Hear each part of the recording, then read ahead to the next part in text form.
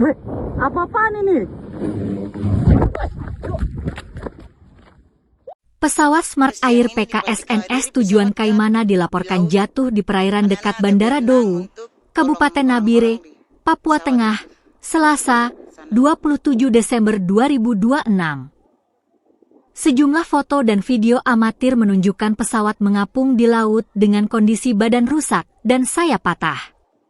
Seluruh 11 penumpang dan 2 kru pesawat dilaporkan selamat dan telah dievakuasi ke RSUD Nabire. Perusahaan yang menolong ini.